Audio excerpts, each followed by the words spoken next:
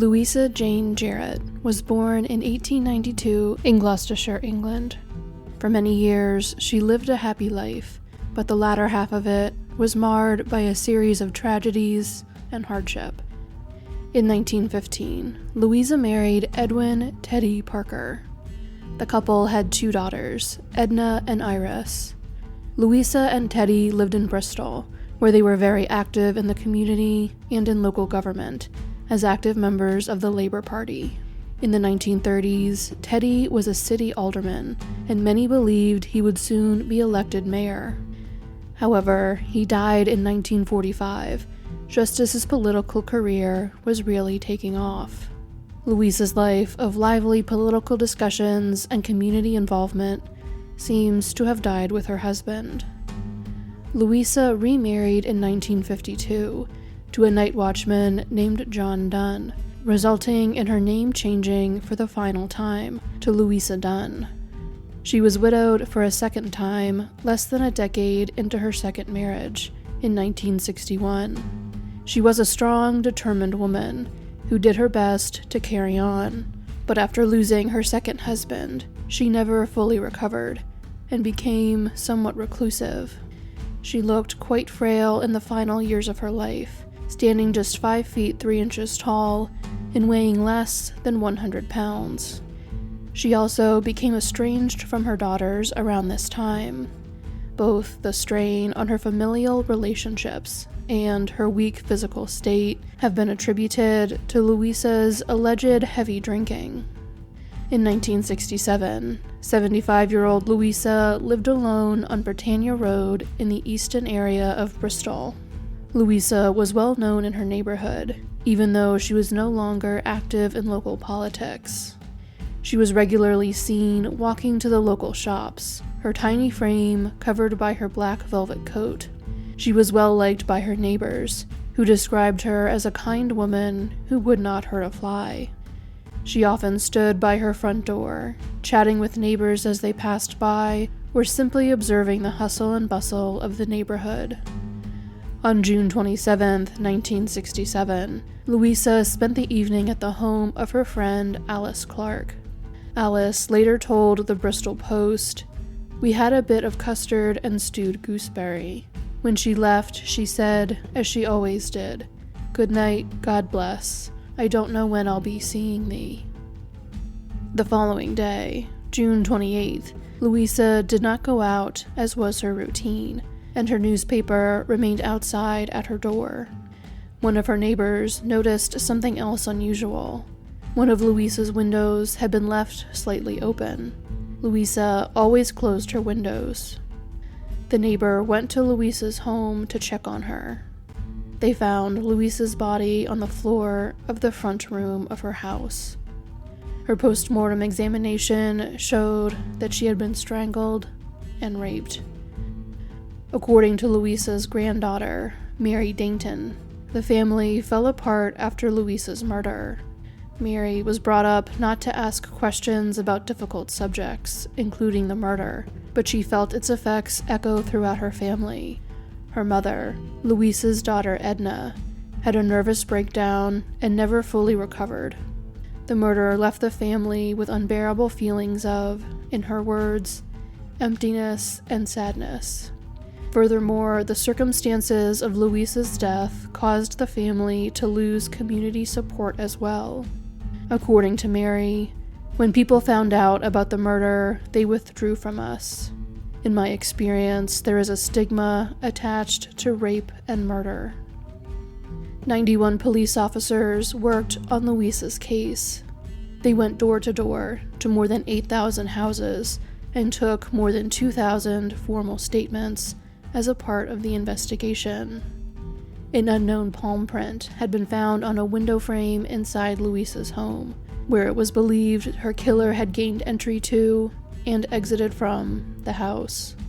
Every man between the ages of 15 and 60 who lived within a 1.5-mile radius of the home, as well as anyone who had convictions of burglary or sexual offenses, had their palm print taken by police.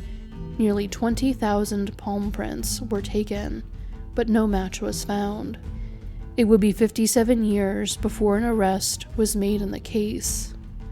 On November 19, 2024, 92-year-old Ryland Hedley of Clarence Road in Ipswich was arrested at his home and charged with the rape and murder of Louisa Dunne.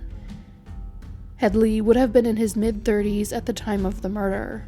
Electoral roll records show that he lived on Picton Street in Bristol, 1.6 miles away from Louisa Dunne.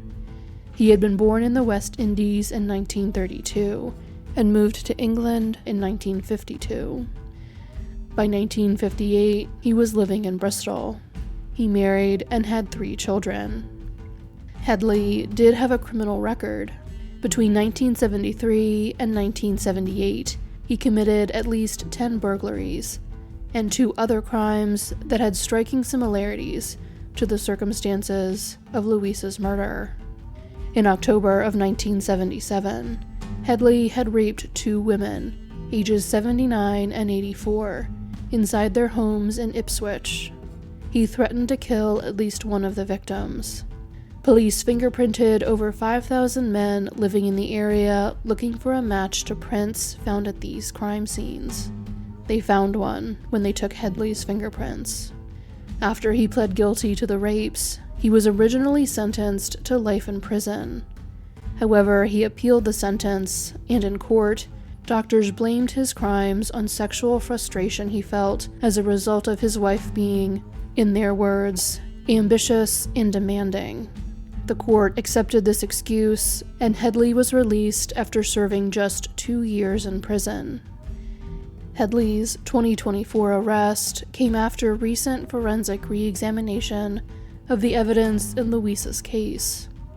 Joanne Smith of Avon and Somerset Police's Major and Statutory Crime Review Team began re-examining Louisa's murder in 2023, and was relieved to find that multiple boxes of files and evidence were still available, even after more than 50 years.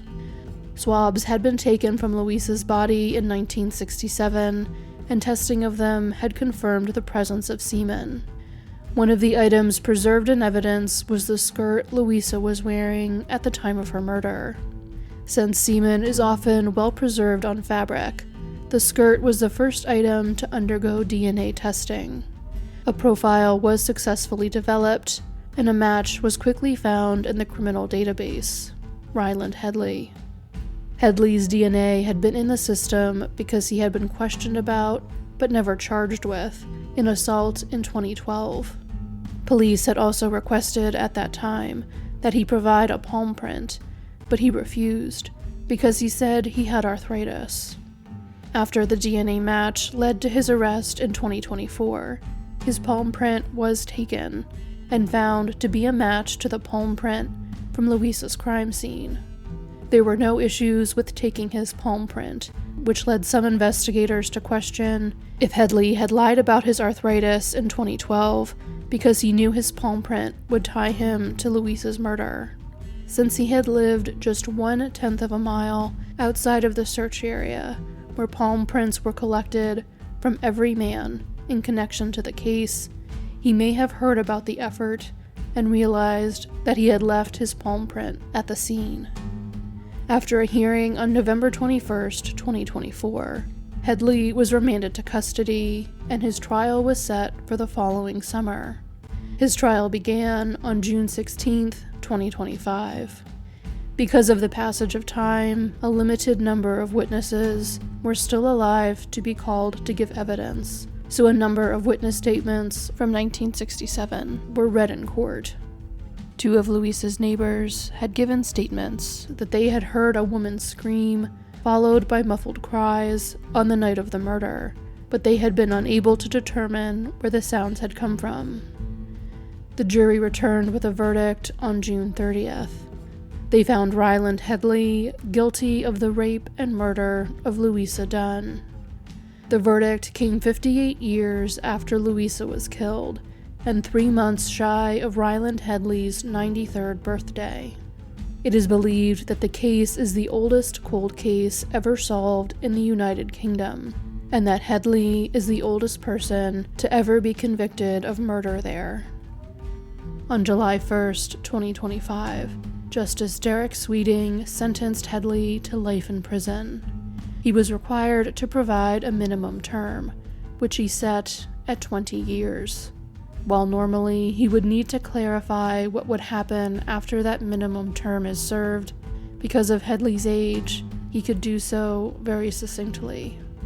It is normally necessary to explain the effect of such a minimum term in detail, but given your age, and for all practical purposes, I can do so in very short terms.